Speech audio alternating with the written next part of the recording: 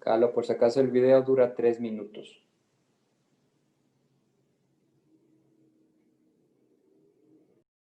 Listo, entonces, lo tengo a consideración.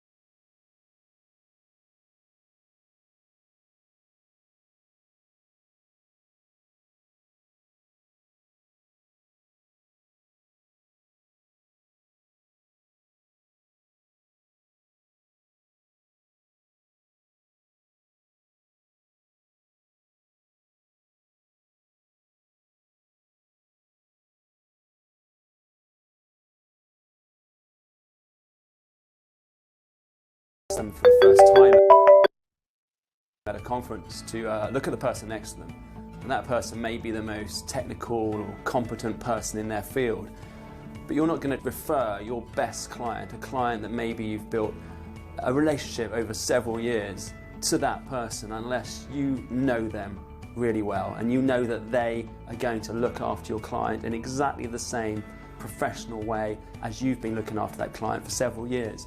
And that's why meetings are so important, to get people together to share a drink, have a conversation, get to know that person, not just at one meeting but the next year to meet them again, and at sub-regional meetings throughout the year, and continue that communication, because once you get to know that person you're going to feel a lot more comfortable when your client looks to expand into their jurisdiction. In the world of continued discussion about automation and digitalization and machines taking over the roles of humans, it's re-emphasized my belief how important it is to be face-to-face and to have these events. And it's just pretty clear that people will always be at the forefront of any client service. The world is getting smaller, and by that I mean that we're starting to realize that everybody needs to be connected. It's so important that we have international connectivity. Businesses are looking to expand and cross-border all the time.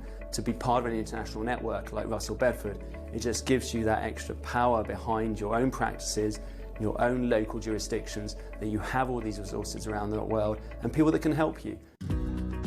The problem is that if you are not a member of an international network such as Russell Bedford, that when your client looks to cross-border and looks to expand internationally, then that client may have to leave you and go to one of the bigger firms with offices in various countries around the world.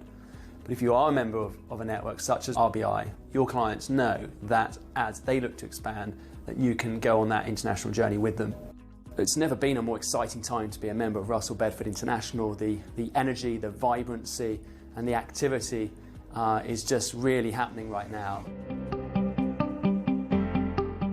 We have some fabulous initiatives coming up with lots more resources for members. We're doing a lot more on social media, the Twitter account, LinkedIn. You'll see a lot of the articles that I've been writing as I've been traveling around the world and visiting a lot of our member firms.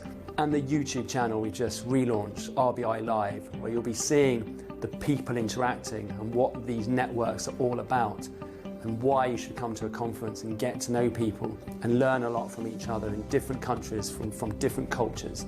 We've also got a calendar of webinars about both technical and soft skill content. And we're also creating more practice groups, centers of excellence, where our members in certain areas of technical expertise or industry specialism can start to shine through and share their knowledge with other people from around the world who also practice in those areas.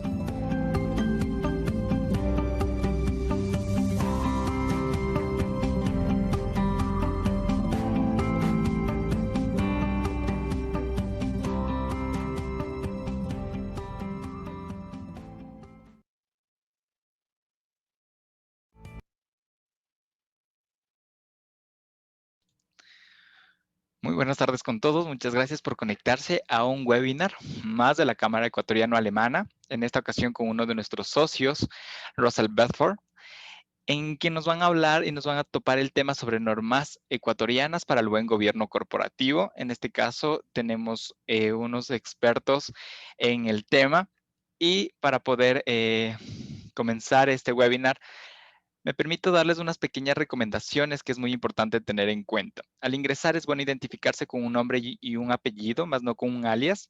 El micrófono se va a mantener en silencio para mantener un orden dentro de este espacio. Hay que comprobar también que el estado al internet sea el adecuado para no tener ningún tipo de interrupción. También hay que buscar un lugar cómodo para poder apreciar este webinar. Y en cuanto a las preguntas, por favor realizarlas en la sección de preguntas y respuestas, más no del chat, para poder mantener un orden al final y poder responderlas por medio de nuestros expertos. Habrá un espacio para estas preguntas al final de este webinar. Con esto voy a dar la más cordial bienvenida al señor Ramiro Pinto, que es el gerente general de Russell Bedford Ecuador, que ya se encuentra conectado. Señor Pinto, por favor, para que pueda proceder. Gracias, Galo. Gracias por esta oportunidad que nos dan nuevamente la Cámara Ecuatoriano-Alemana de compartir con ustedes estas nuevas temáticas que están saliendo a raíz de innovación, yo diría, de innovación en varios campos que estamos viviendo en la parte societaria. Como Russell Bedford, ustedes vieron en el video, somos una firma mundial. Estamos en más de 100 países, somos más de 7,000 colaboradores que trabajamos en esta firma a nivel mundial. Y en el Ecuador estamos desde hace 35 años. Y en estos 35 años nos hemos especializado en temas de auditoría externa, en temas de impuestos, en asesoría legal y tributaria. Y ahora estamos también metidos en un tema de digitalización, de robotización, de hacer procesos contables y administrativos más sencillos, y también de potencializar el liderazgo de las personas a través de un programa muy interesante que tiene nuestra firma que se llama How to Be. En esta oportunidad tenemos a dos de nuestros abogados, de los más importantes de nuestra firma, en la cual van a tener una conferencia muy interactiva, muy interesante para saber qué nos dicen estas nuevas normas ecuatorianas para el buen gobierno corporativo. Creo que este buen gobierno corporativo lo que hace es optimizar el funcionamiento de las empresas, potencializar esa asociación que tenemos todos los participantes en una sociedad, en una compañía, para que a la larga tengamos mejores y mayores resultados. Esa también es la filosofía de Russell Bedford, que el taking you further es el acompañarles a donde ustedes quieran llegar.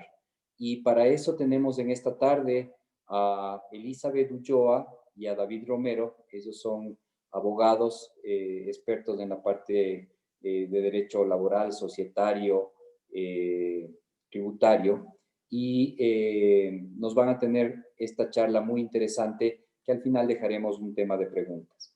Así es que, Elizabeth, te invito para que te integres a la conferencia, puedas activar tu cámara y tu video, tu audio, y la audiencia es tuya. Bienvenida. Gracias, Ramiro. Buenas tardes con todos. El día de hoy vamos a hablar justamente de un nuevo tema societario que son las normas ecuatorianas para el buen gobierno corporativo. Estas normas fueron emitidas por la Superintendencia de Compañías, Valores y Seguros el 1 de septiembre de este año a través de la resolución número 13. Esta resolución define al gobierno corporativo como el sistema de control y dirección de las sociedades mercantiles. Y su propósito es transparentar la información de operaciones, así como establecer también recomendaciones para el correcto y adecuado ejercicio de las actividades propias de cada compañía. Consideramos como Russell Bedford que esta normativa es una herramienta indispensable para adoptar principios sobre gobernanza, así también como establecer lineamientos éticos y guiar también la toma de decisiones. Esta nueva normativa también contiene parámetros para evitar el conflicto y pugna de intereses entre socios y accionistas tanto mayoritarios como minoritarios. También permite el fortalecimiento de las relaciones a nivel directivo. También establece procedimientos para la sucesión de directivos, de administradores, de gente, de personal que está en un nivel jerárquico superior. También otorga respuestas sólidas ante situaciones de contingencia y también permite adoptar medidas que logren mitigar y también, por así decirlo, eliminar cualquier acto de corrupción que se pueda dar dentro de una compañía, entre otras muchas ventajas que ofrece este sistema. La aplicación correcta del buen gobierno corporativo puede favorecer a las inversiones y sostenibilidad de la compañía a un largo plazo. Esto también ayuda a crear un ambiente de confianza para los inversores. Entonces, siempre hay que tomar en cuenta que un buen gobierno corporativo permite establecer lazos de confianza con los inversores a largo plazo y por lo tanto permitir también el crecimiento de las sociedades comerciales y mercantiles. Esto como un pequeño resumen, más a detalle lo explicará mi compañero David, que en este momento le cedo la palabra para que les explique cada uno de los puntos de estas nuevas normas, de los capítulos y de las ventajas que esta conlleva. Muchísimas gracias, Elizabeth, por la introducción acerca de las normas. Continuando con el tema que vamos a explicar el día de hoy, vamos a hablar sobre, tal y como lo dijo Elizabeth, las normas ecuatorianas para el buen gobierno corporativo. Es un tema sustancial que nosotros consideramos que se tiene que explicar a razón de que las normas de buen gobierno corporativo nos dan muchas puertas para el manejo correcto de las sociedades, ¿ok? Y más, comenzamos con los antecedentes de estas normas. El antecedente primario y de dónde salieron las normas de buen gobierno corporativo nacen de Estados Unidos de América en la década de los 70 más o menos, con algo que se llamaba The Corporate Governance, a razón de que en ese entonces existían varios problemas a nivel corporativo en Estados Unidos. Ellos implementan estas normas y justamente a raíz de esta implementación es que como efecto irradiación se riega primero por Europa y después viene acá a Latinoamérica. Quise rescatar algo importante respecto de un tratadista de derecho societario, el mismo que hace el desarrollo acerca de cómo las normas de buen gobierno corporativo tienen incidencia directa en las compañías. Y él verifica que justamente esta parte, este fragmento, el valor de las empresas ya no radica en el precio de sus acciones, sino en su reputación. La imagen social de las compañías, además, se ha convertido en la mayor garantía de supervivencia a largo plazo. Así pues, el gobierno de las empresas es un factor esencial de competitividad. Esto quiere decir que a razón de las normas de un buen gobierno corporativo, es mediante el cual las compañías pueden efectivamente generar o mantenerse no solo a nivel competitivo en donde están, sino ayuda a que las compañías puedan salir del país y eventualmente les ayuda a generar mayores ingresos. ¿Ok? Para lo cual, tal y como lo dijo Elizabeth, se genera a razón de la resolución número 13/2020 emitida por la Superintendencia de Compañías, según lo que determina el artículo 243 de la Constitución, dándole el poder para que ésta emita resoluciones. Ok, esta resolución, en primer lugar, tenemos que determinar cuál es el carácter, de qué se trata la resolución. Eventualmente, la resolución va a tener efectos vinculantes dentro de las compañías. La misma resolución en el artículo 1 determina que se podrán aplicar las normas ecuatorianas para el buen gobierno corporativo total o parcialmente.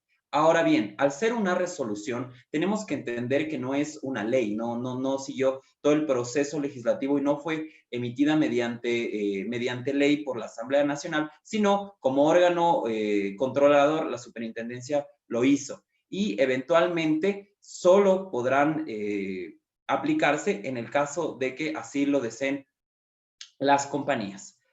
Ahora bien, esta aplicación puede ser también considerada como una aplicación obligatoria, pero existen dos momentos esenciales sobre los cuales la aplicación es obligatoria. En primer lugar, implementando dentro del estatuto social de la compañía, y en segundo lugar, mediante una resolución por parte de la compañía. Claro está que esto tiene que verificarse mediante una escritura de cambio de estatuto social o la resolución mediante una resolución emitida por el órgano de gobierno de la compañía.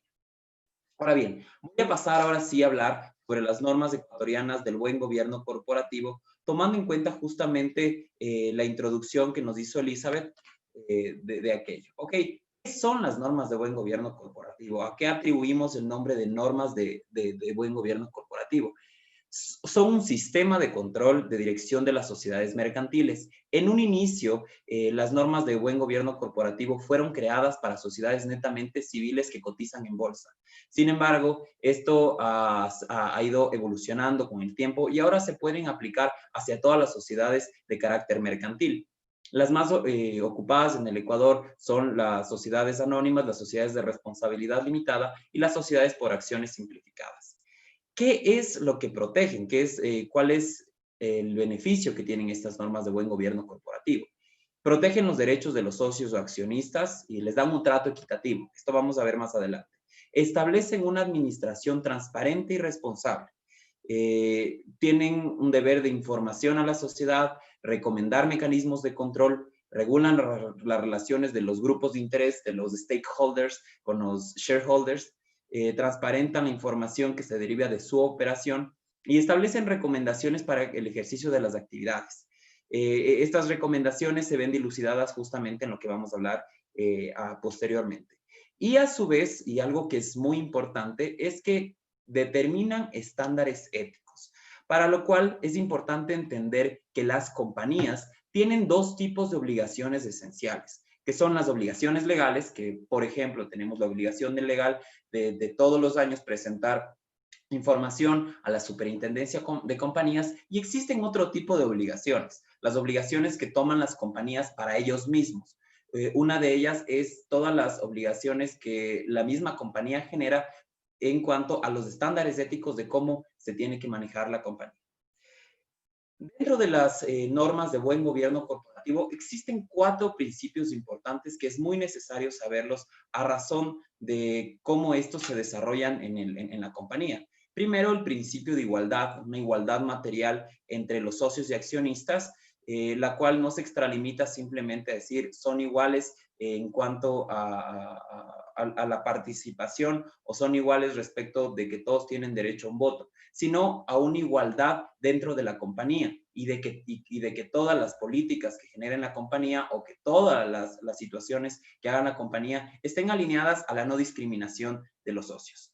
A su vez, el principio de transparencia. El principio de transparencia hace referencia a la transparencia en cuanto a la información que una compañía necesita tener, una información a dar, no simplemente, y en esto quiero ser bastante claro, y hay que tener mucho cuidado con el principio de transparencia, a razón de que se puede tomar de que la compañía tiene que brindar información respecto a cosas esenciales, al know-how. No va por ahí, sino más bien a información necesaria para que tanto los colaboradores de la compañía como los inversores, como proveedores o como clientes tengan conocimiento de qué está haciendo la compañía y cómo esta compañía se está dirigiendo tanto comercialmente como jurídicamente, que es lo que vamos a hablar el día de hoy, dentro de su actividad económica. Hablamos de la responsabilidad corporativa. Este principio de responsabilidad corporativa tiene relación estrictamente con el hecho de que exista una responsabilidad de largo plazo, una sostenibilidad y sustentabilidad de la compañía respecto de dos temas importantes. El tema de que la compañía actualmente no simplemente existe para generar dinero, para generar trabajo o para eventualmente ser parte de apoyo de la sociedad, sino más bien también tiene que tener un impacto social y un impacto ambiental. Justamente algo interesante de ello y de la responsabilidad corporativa son las sociedades BIC, las cuales tienen estas características importantes. Y el último principio, que es un principio fundamental dentro del derecho societario, el del derecho civil, del derecho privado, es el principio de voluntariedad. Que justamente estas normas de buen gobierno corporativo van a ser adoptadas a nivel voluntario. Si es que la compañía desea adoptarlas, las adoptará. Ahora, ¿cuál es el contraste que tenemos a razón de la voluntariedad? De que la voluntariedad no se extralimita simplemente decir, yo como compañía me quiero alinear a las normas de buen gobierno corporativo. Esto va mucho más allá de eso, a razón de que muchos inversionistas de las compañías y a nivel mundial, esta tendencia del buen gobierno corporativo ha sido acogido y ha sido implementado. Así que muchas inversiones tienen, o muchos clientes también miran cuál es la estructura orgánica de la compañía y cómo esta va a brindar todo tipo de funcionamientos. Voy a hablar acerca de los ejes transversales que tienen relación con las normas del buen gobierno corporativo. Para hablar de los ejes transversales es necesario tomar en cuenta el ámbito de aplicación del mismo y el grado de cumplimiento. Esto tiene mucho que ver con lo que hablé hace un momento del principio de voluntariedad, el grado de cumplimiento. Se cumplen estas normas a razón del principio de autorregulación.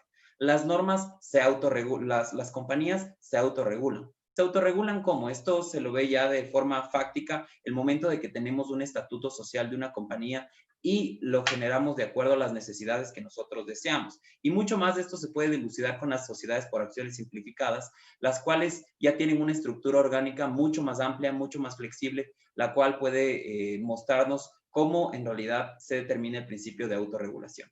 En los ejes transversales tenemos 7 que son los importantes que desarrollan las normas de buen gobierno corporativo, que es, en primer lugar, los accionistas, en segundo lugar, la Junta General, el directorio, el gobierno familiar, la arquitectura de control, transparencia y la mitigación de la corrupción. Voy a empezar con los derechos de los accionistas y el trato equitativo, que es la primera parte. Las normas de buen gobierno corporativo lo que realizan es un reconocimiento del derecho y a su vez los mecanismos mediante los cuales se pueden proteger estos derechos o pueden ejercer estos derechos. Para lo cual es importante entender de que existe una diferenciación sustancial y es una diferenciación importante a razón de que así se debería manejar, es el deber ser del manejo de una compañía, en que existe el órgano de gobierno que se dilucida a razón de los accionistas o socios, dependiendo del tipo de compañía, el órgano de administración, que normalmente son el gerente general y el presidente, y según el requerimiento de las personas que hagan su compañía, puede ser denominado de otra forma, pero es el representante legal, y el órgano de fiscalización, que puede ser de acuerdo a la naturaleza de la compañía, auditores internos, externos y los comisarios. Ahora bien, existen 3 aristas importantes dentro del derecho de sociedades para los accionistas, que en este caso ellos tienen la toma de decisiones, reciben la información y también participan en los beneficios de la sociedad. ¿Por qué? ¿Y por qué hacer hincapié en los socios y accionistas? Obviamente los socios y accionistas son las personas que arriesgan el capital, las personas que ingresan capital a la compañía y ellos van a recibir eventualmente el beneficio de la compañía. ¿Cuáles son los mecanismos esenciales que las normas de buen gobierno corporativo hacen respecto a este tema? Parecería obvio decir que el derecho a voto es un mecanismo esencial para ejercer sus derechos dentro de la compañía. Claro está que en el momento que se haga una junta de accionistas, el momento de que el accionista haga un voto o genere un voto para tomar alguna decisión, se dilucidará este mecanismo de ejercicio del derecho. Una igualdad de trato. La igualdad de trato no en el sentido formal, sino en el sentido material. Justamente lo que se quiere eliminar en este caso es que, por ejemplo, exista una fuga de información privilegiada tanto a unos accionistas y a otros no. En el ámbito práctico, existiría, por ejemplo, cuando existen sociedades donde hay accionistas que tienen un capital bastante amplio y otros que tienen un capital minoritario. El momento de que existe fuga de información no van a ser iguales tanto en el momento de votar como en el momento de saber cuál es la situación real de la compañía.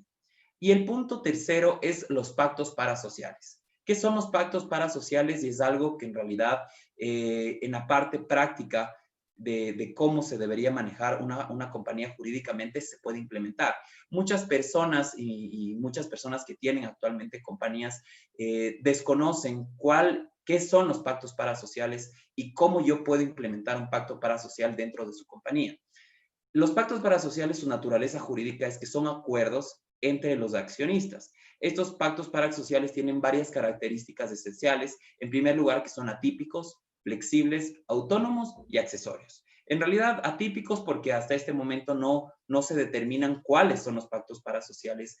Simplemente se dio una definición de qué es un pacto parasocial. Flexibles porque pueden ser aplicados de forma muy flexible de acuerdo al tipo de compañía. Les voy a poner un ejemplo más adelante. Y los autónomos porque valen por sí mismos el momento de que se realice el pacto parasocial, y accesorios porque se puede utilizar como no utilizar. Ahora, en el ámbito práctico, ¿cómo nosotros utilizamos el pacto parasocial? Evidentemente, existen varias situaciones en las cuales yo no puedo poner en mi estatuto social. Por poner un ejemplo, el artículo 189 de la Ley de Compañías determina de que no se puede establecer un procedimiento para la transferencia de acciones, ¿ok? En este caso, en las sociedades anónimas, no se puede legalmente realizar eso, pero sí se puede ponerlo mediante un pacto parasocial. ¿Cómo puedo determinar mediante pacto parasocial que en las sociedades anónimas que yo tengo libre disponibilidad de venta de acciones, de que estas acciones no se vendan si es que no existe un trato preferente hacia los accionistas? Es decir, que si es que yo incumplo esto, estaría incumpliendo el pacto parasocial. Y esto me lleva justamente a determinar cuál es la naturaleza jurídica de un pacto parasocial.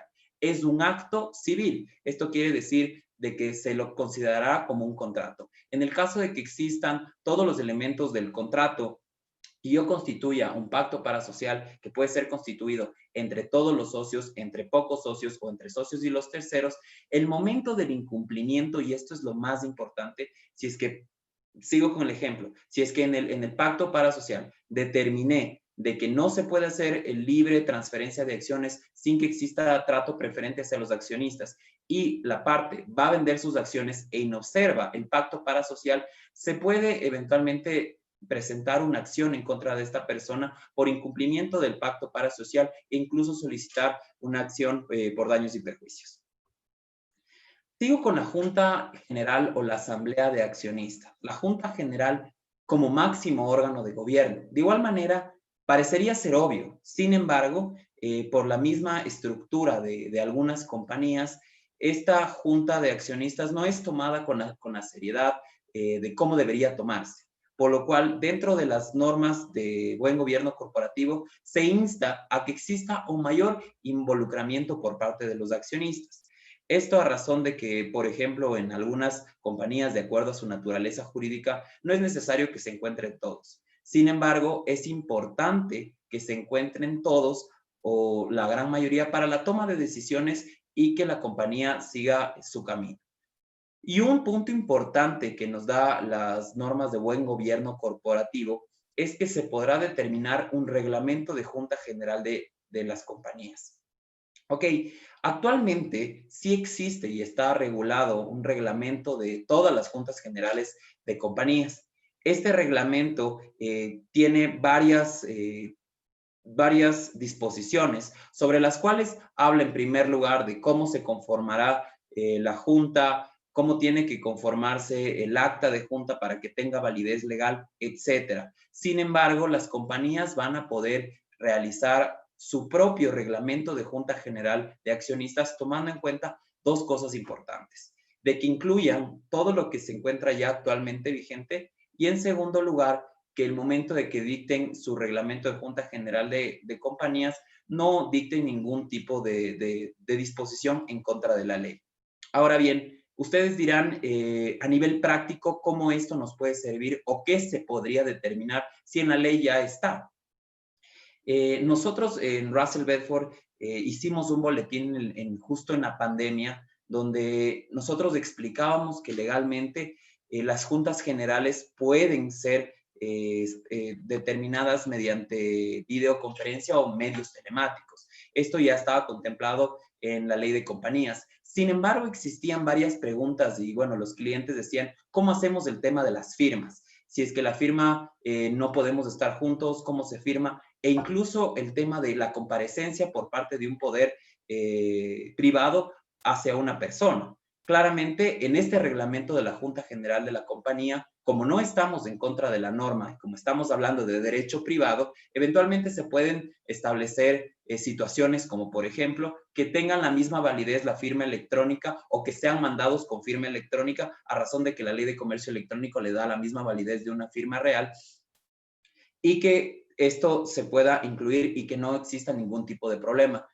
El reglamento de la Junta General de Accionistas establece que tendrá validez legal con la firma del secretario y del presidente de la Junta. Esto quiere decir que si es que nosotros incluimos dentro de nuestro reglamento esta situación, tendrá validez legal y el momento de que, si es que desean determinar de que hay nulidad por parte de esta Junta General, nosotros tenemos el sustento para poder realizarlo y decir que es totalmente válida. Ahora bien, al hablar sobre el directorio, nosotros tenemos que tener en cuenta de que el directorio no se encuentra en todas las compañías. Esto puede ser agregado dentro de su estatuto social. ¿Qué es el directorio? El directorio es un órgano colegiado encargado del proceso de decisión de una compañía o, en relación a su direccionamiento estratégico.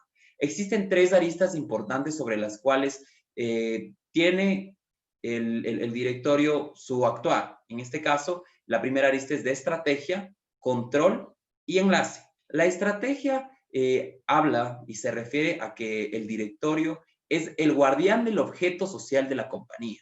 Es decir, que mediante el directorio se tienen que trasladar muchas de las situaciones para que la compañía siga su objeto social.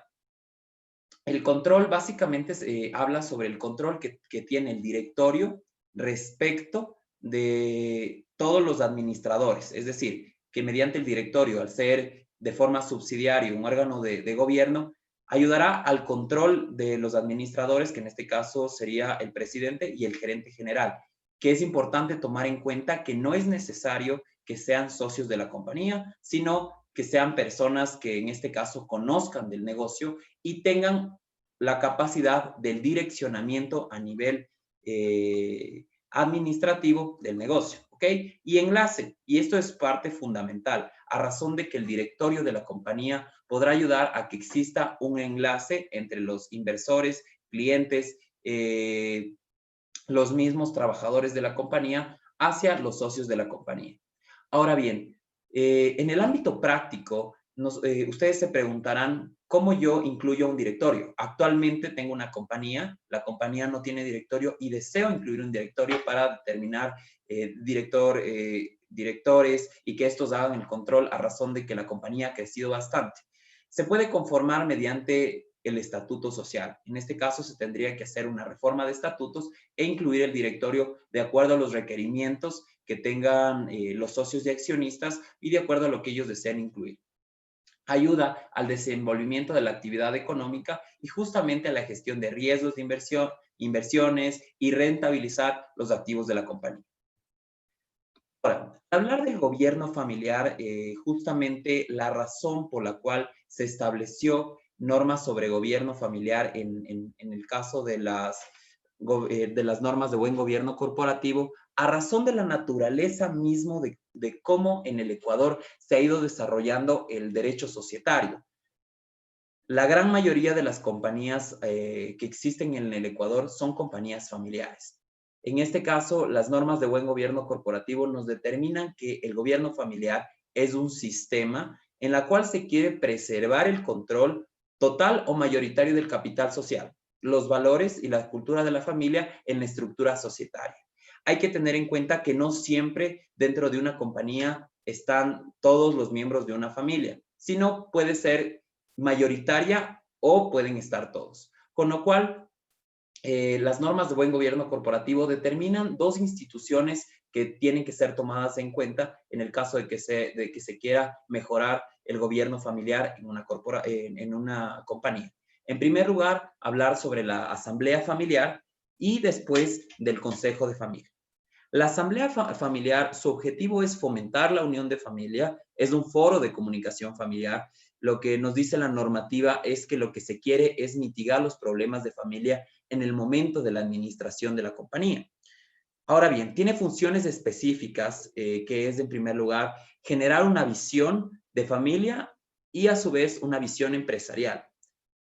Transmitir proyectos que la familia pueda, en este caso, generar a razón de su giro del negocio, informar sobre la marcha de la compañía y eventualmente evaluar los trabajos realizados en el Consejo de Familia.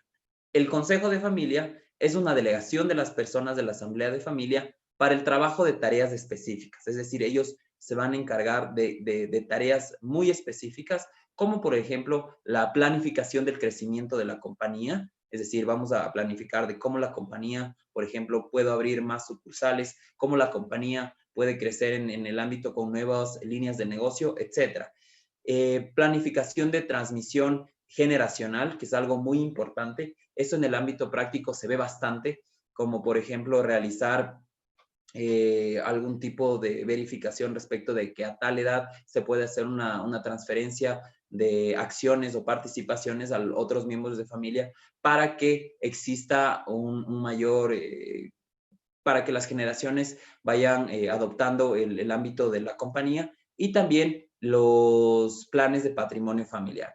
Esto a razón de que existe una planificación de cómo la compañía va a ayudar al crecimiento de la familia, ¿ok? Voy a hablar sobre la arquitectura de control. Esto, las normas de buen gobierno corporativo lo hablan un poco de forma abstracta, ¿ok?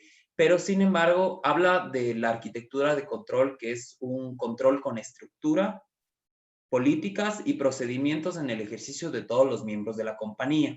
Es decir, que existan dentro de los directores, administradores e incluso dentro de los trabajadores.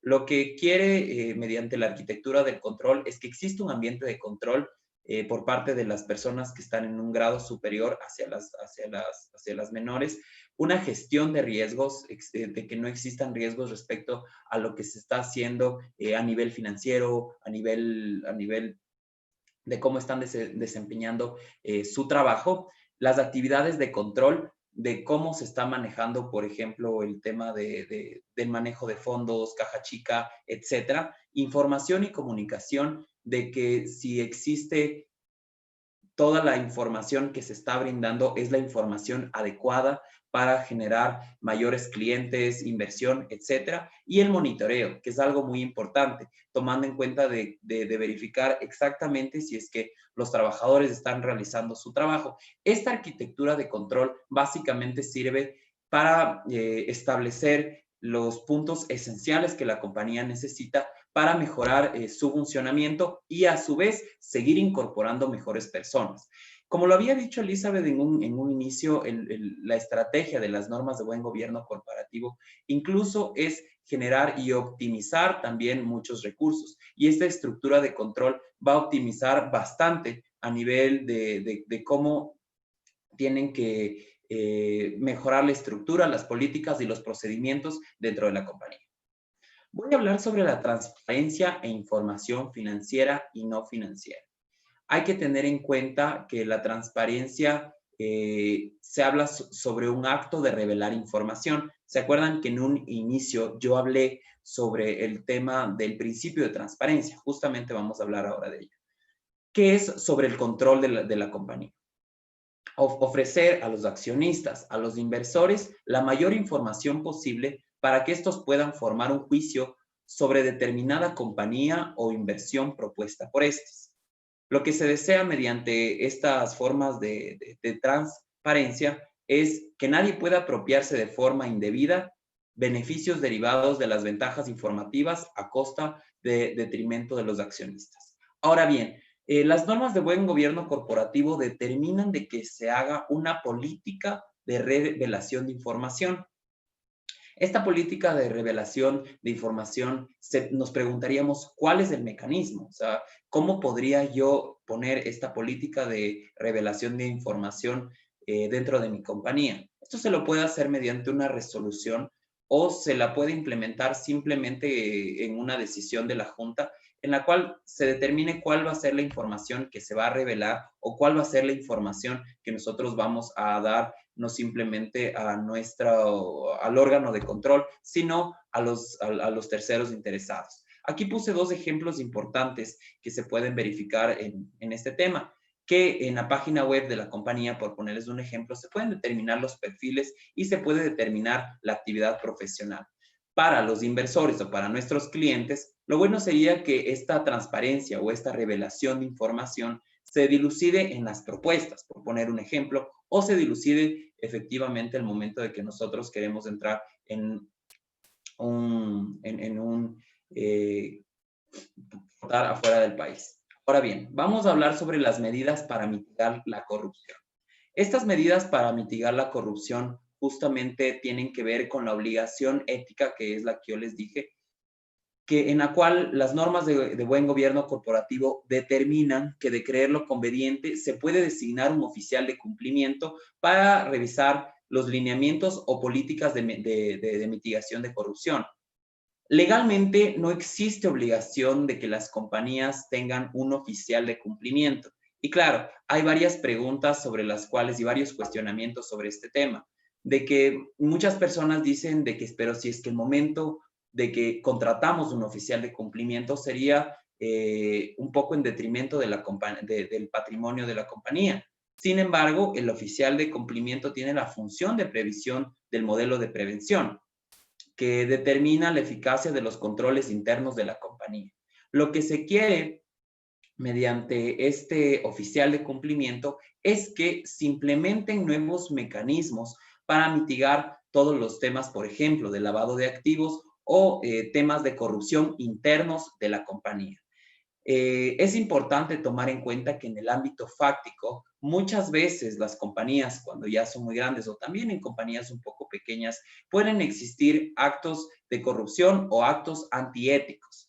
Y esto se puede dilucidar o se puede mitigar de acuerdo a los reglamentos de compliance corporativo y prácticas de anticorrupción, en las cuales se detallan acciones, mecanismos y procedimientos internos de la promoción de la integridad y la supervisión y control. Ahora la pregunta sería, ¿cómo yo implemento un compliance corporativo? Y justamente las normas de buen gobierno corporativo determinen que se puede realizar de igual forma mediante resolución de la parte de gobierno de la compañía, y eso incluirlo dentro de la compañía de forma obligatoria para que haya un cumplimiento por parte de todos los empleados. Eso sería todo en cuanto a lo que nos determinan las normas de buen gobierno corporativo. Muchas gracias.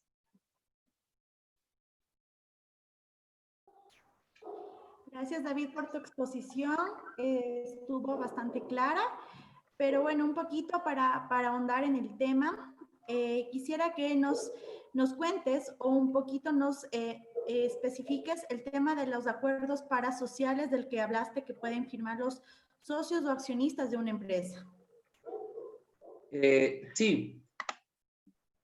El tema de los acuerdos parasociales es un tema muy interesante y en realidad es un tema que se tiene que tomar bastante en cuenta, tomando en cuenta la naturaleza jurídica misma de los pactos parasociales. Los pactos parasociales, tal y como yo lo expliqué, nos ayudan como herramienta necesaria cuando existen situaciones que no se pueden establecer dentro del estatuto social, como por ejemplo puse este tema del libre venta de las acciones. Sin embargo, existen otro tipo de pactos parasociales que también podrían ser incluidos o podrían servir de mecanismo para las compañías, como por ejemplo pactos parasociales que existen entre los socios de las compañías en las cuales se determine que no exista competencia o que los mismos socios no generen un negocio posterior que genere competencia con la compañía. O, por ejemplo, existen pactos parasociales en Europa más que nada, que cuando existen pérdidas dentro de las compañías, se trata de suplir las pérdidas con el aporte de un accionista. Y lo mismo para la restitución de este tema. Entonces, eso es fundamentalmente para lo que sirve el pacto parasocial. Y a su vez, el tema importante que es muy meritorio de repetirlo, es el tema de que el incumplimiento del pacto parasocial acarreará responsabilidad civil, en este caso responsabilidad civil contractual, con la parte que incumpla con el pacto parasocial. Sí. Listo. Nos están preguntando si lo recomendable es realizar un manual de buen gobierno corporativo o solo se puede realizar un procedimiento o de qué otra manera se puede documentar este tema para implementarlo dentro de la empresa. Bueno, no entendí muy bien la pregunta, pero voy a explicar un poco de acuerdo a la situación. Creo que lo que nos están pidiendo es cómo formalizar las normas de buen gobierno corporativo y poder aplicar dentro de una compañía. Sí, justamente eso es a lo que voy a responder. En un inicio, tal y como yo hablé, las normas de buen gobierno corporativo no son de aplicación obligatoria, ¿no? Tomando en cuenta todas las previsiones normativas que tienen los normas de buen gobierno corporativo, pueden incluirse de dos formas, tanto mediante resolución o incluyéndolo dentro del estatuto social.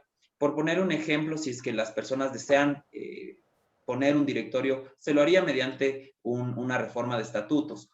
O, por ejemplo, en las sociedades por acciones simplificadas, ahí nos determina que para la planificación de revelación de información, de igual forma se puede poner dentro del estatuto social de la compañía, sin olvidar de que estas situaciones no tienen que estar en contra de la norma.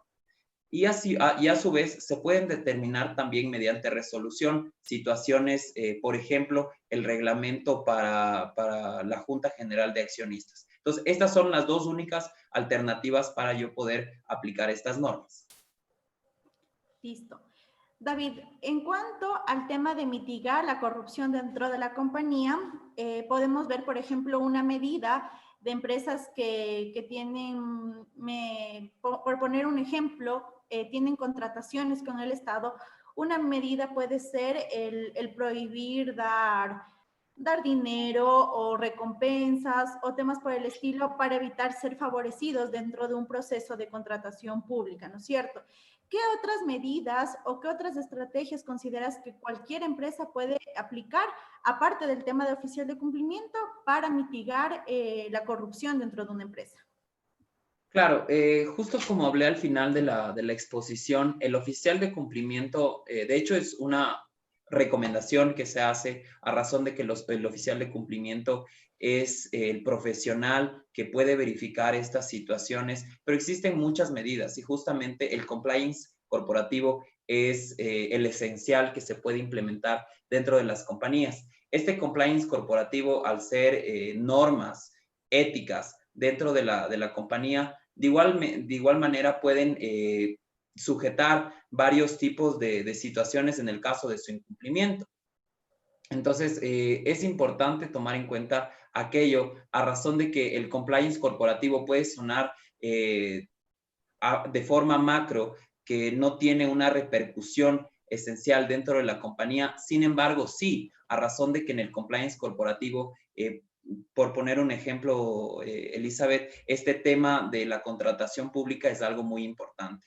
Y en el caso de incumplimiento pueden existir responsabilidades a nivel administrativo dentro de la compañía y a su vez la compañía puede iniciar otro tipo de acciones.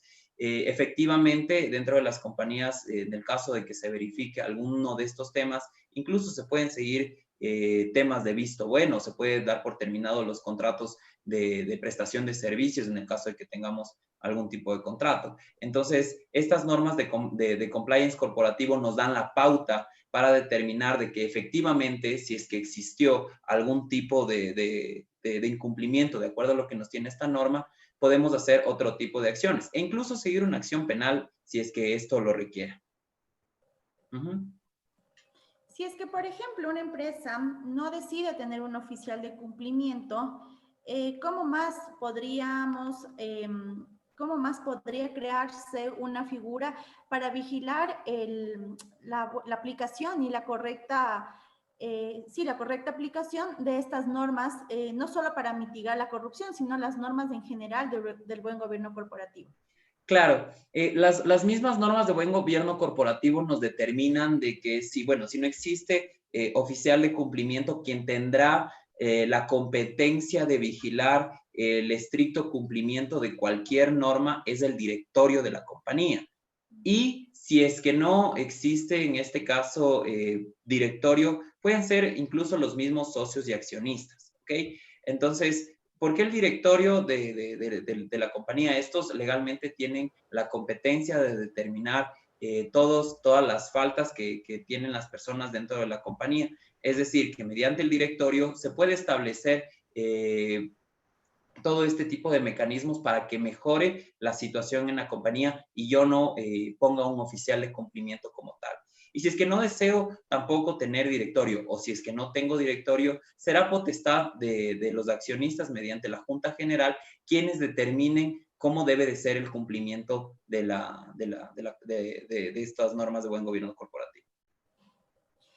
David, si es que una compañía adopta estas normas de buen gobierno corporativo, ya sea a través de una resolución de junta de accionistas o ya sea a través de los estatutos, ¿se debe emitir algún informe? O sea, las personas a cargo, el directorio, en este caso, si vigila el cumplimiento, ¿debe emitir algún informe anualmente? Claro, sí. De hecho, el directorio tiene que emitir un informe anualmente de cuál es su accionar anual respecto a lo que está realizando, ¿ok? Sin embargo, esta obligación, si es que no se determina dentro del estatuto social, recordemos que estamos hablando de derecho privado, y si es que no se determina dentro del estatuto social un informe anual, sino, por último, un informe semestral, se podría actuar de esa forma. Sin embargo, hay que tener en cuenta de que anualmente las compañías merecen varios o tienen varios órganos de fiscalización, como por ejemplo los comisarios, y también estos se discuten dentro de la Junta General de Accionistas que se hace los 4 primeros meses de cada año.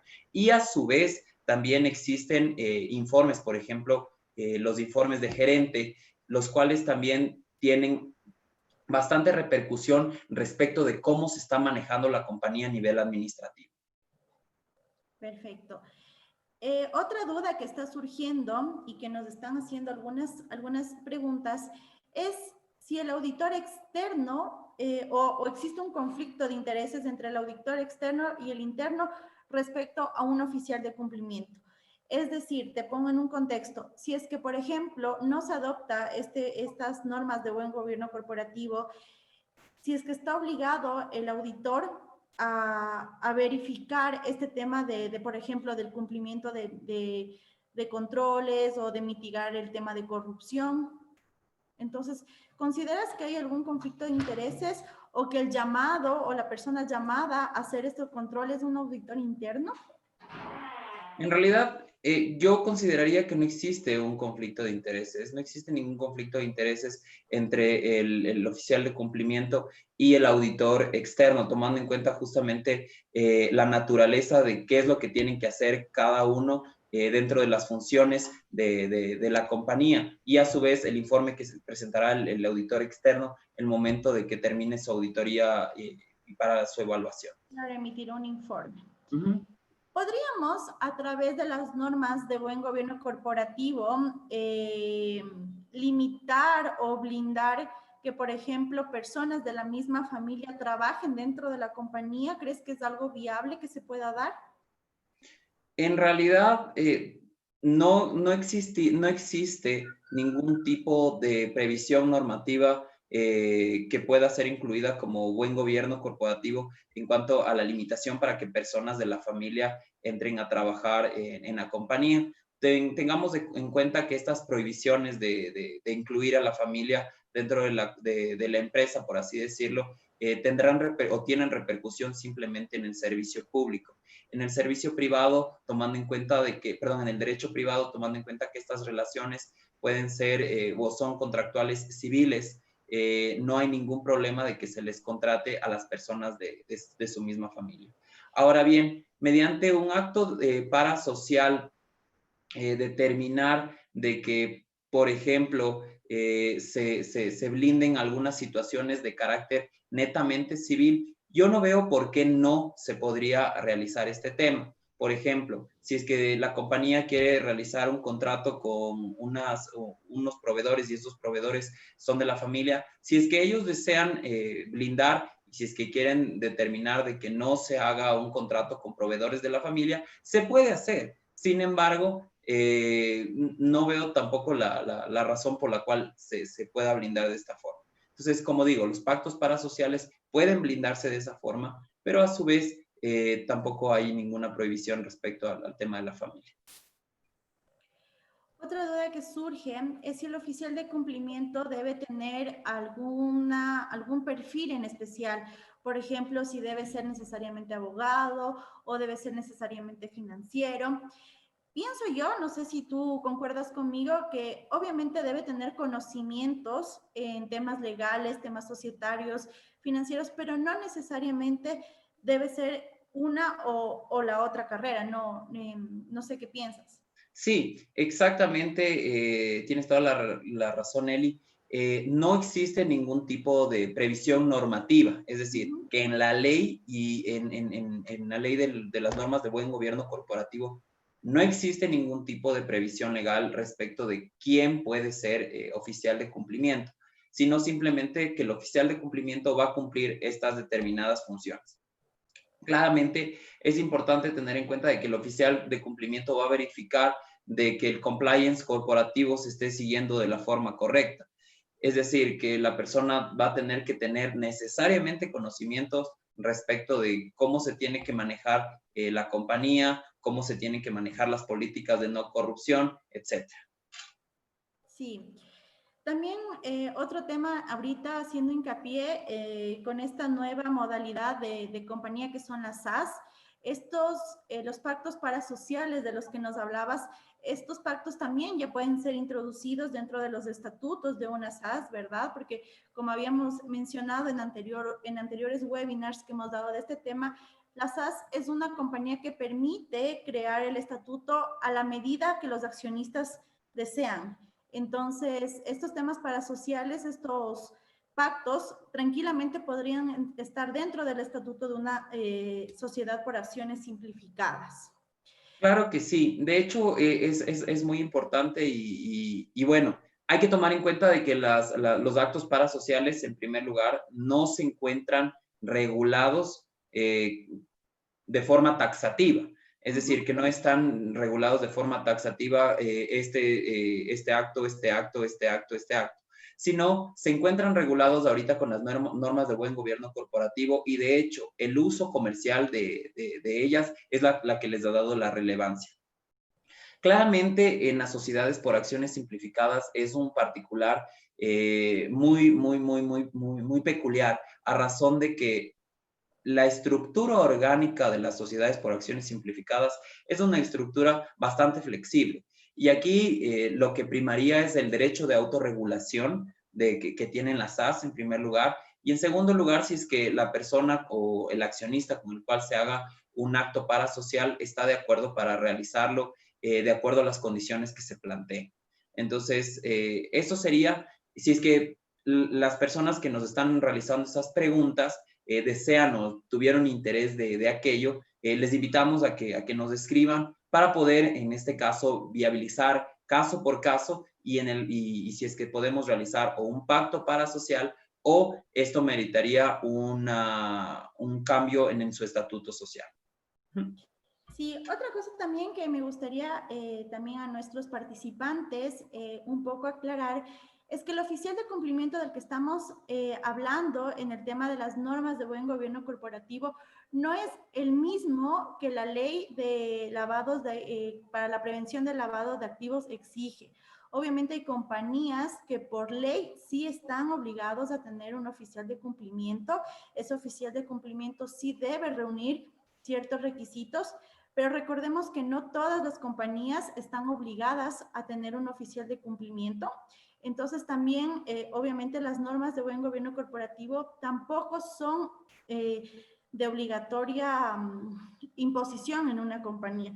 Eso también es bueno que recordarles a todos, estas normas se las puede o no se las puede acoger, ya queda a voluntad de cada compañía hacerlo. Obviamente, si acoge y si tanto por estatutos o por resolución empieza a practicar, se vuelven de cumplimiento obligatorio. Otra pregunta que nos hacen es si se puede establecer que en el caso de decisiones importantes y relevantes para el futuro de la compañía no se haga por mayoría simple, sino, por ejemplo, un 70%. ¿Es factible hacer esto dentro de las normas de buen gobierno corporativo? Bueno, en realidad no habría una posibilidad como tal, tomando en cuenta de que si es que nosotros ponemos esta previsión, se estaría yendo justamente contra la naturaleza misma de cuál es el porcentaje de decisión. Me imagino que es en las sociedades anónimas. Entonces, se estaría yendo totalmente contra la naturaleza de cómo la sociedad anónima va a tomar decisiones. Entonces, no se podría hacer respecto a ese tema. Perfecto. A ver, veamos otra pregunta.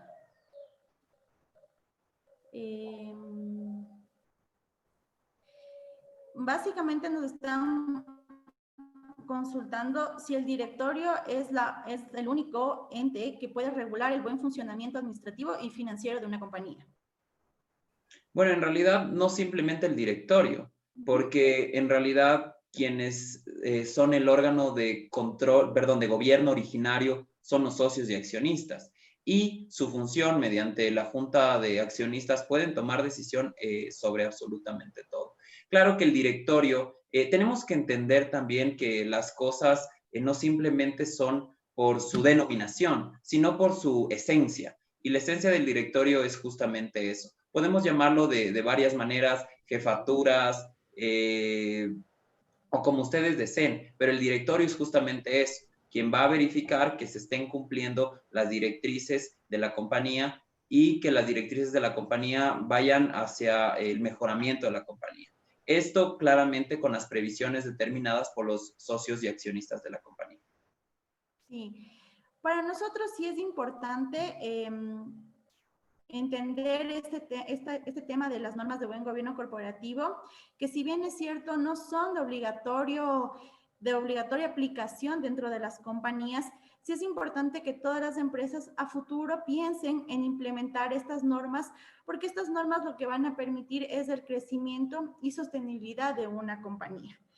Como habíamos visto, aquí es un tema que está un poco nuevo en Ecuador, pero a nivel mundial es un tema que ya lleva bastante tiempo. Incluso está demostrado que estos principios de transparencia o de mitigación de corrupción permite que las empresas tengan mayores inversores, o sea, que la gente quiere invertir en las compañías. Obviamente estamos hablando de compañías que están en el mercado de valores, pero también pueden ser de las que no están cotizando en bolsa. Para finalizar, por el tiempo, David, ¿te gustaría terminar con algo, con alguna recomendación o algo que tal vez quisieras enfatizar? No, simplemente que las normas de buen gobierno corporativo, tal y como lo dijiste tú, Elizabeth, si bien no son de estricto cumplimiento, en la parte práctica, y creo que nosotros como abogados de empresas, no sé si existen abogados que nos están viendo, que dan asesoría a compañías, e incluso los clientes, tienen varias cuestiones que son necesarias de regular. Y actualmente la normativa nos está brindando una herramienta muy grande, una herramienta que de hecho si lo hacemos mediante resolución, mediante acto parasocial, puede no solo mitigar muchos problemas que actualmente existen en las compañías, sino que mitiga y a su vez nos ayuda de forma financiera, porque no vamos a tener que gastar muchas cosas o en muchos contingentes que existen a razón de que no existe esta regulación. Nada, les invitamos a que si es que tienen más preguntas o si desean incluir dentro de sus compañías normas de buen gobierno corporativo, pactos parasociales, que nos contacten, que siempre estamos a las órdenes. Sí, por favor, a todos los que nos están viendo, si tienen más dudas acerca de este tema o de cualquier otro tema de interés legal, por favor escríbanos al correo electrónico info@rbecuador.com, también a legal@rbecuador.com. También les invitamos a seguirnos en nuestras redes sociales. Estamos constantemente subiendo información que es de interés para todos, y también que visiten nuestra página web. Muchas gracias por su asistencia. Esperamos que haya sido de mucha utilidad. Gracias.